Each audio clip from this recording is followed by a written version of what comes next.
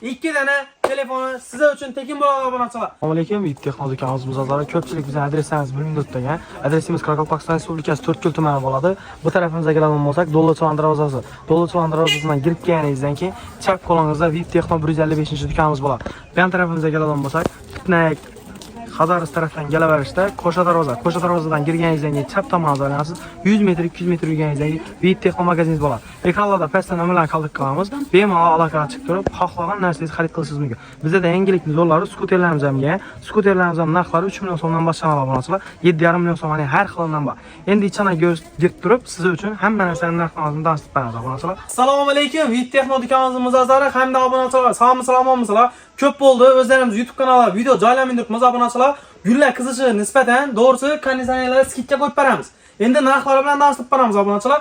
Ko'pchilikda masalan uy 25 kvadrat bo'ladi, birovlarning uyi 40-50 kvadrat bo'ladi. Galing buni ko'rsatib beraman. Imer konditsionerimiz narxlari 4 million 200 ming so'm sotilgan. Narxini 3 million 800 ming so'm tushirib beramiz obunachilar. Inverter motorlisini Zifler kompaniyamizni 4 million 200 ming so'm tushirib beramiz obunachilar. 12 lik bo'ladi.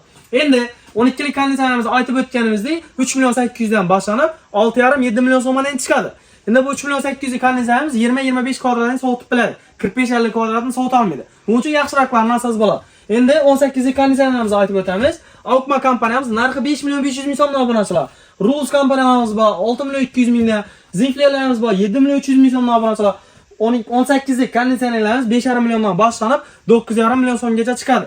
Endi dastlabki uстановkalarimiz Xorazm Qoraqalpoq bo'yicha mutlaq tekin bo'ladi. Endi bizdan kelib 3 million 800 ming so'mmi xohlagan brendda bir dana konditsioner xarid qilsangizlar, Vip Texno nomidan bir emas, 2 dana telefoni size uchun tekin bo'ladi obunachilar. Agar uyingda 2 dana telefonim bor, men boshqacha variant ishlab bergan obunachilarimizga qaranglar. Bir dana duxovka pechka, topa nabori, plyusosi, mont qozoni, bir dana termopotini, undan tashqari chopper xushchaychanikini. Uyshi o'zimiz kanalga, Vip Texno kanalimizga obuna bo'lib, uyshida like bos, kommentariy yozib kelsangiz, arzimagan bir like uchun yana bir dana telefoni getdi besplatni obunachilar. Pastda nomerlarni qoldiramiz. Bemalol nomerlarga telefon qilib, onlayn savdo ishlasangizlar bo'ladi. Hammangiz Vip Texno do'konimizga kutib qolamiz. Kelaverasizlar obunachilar.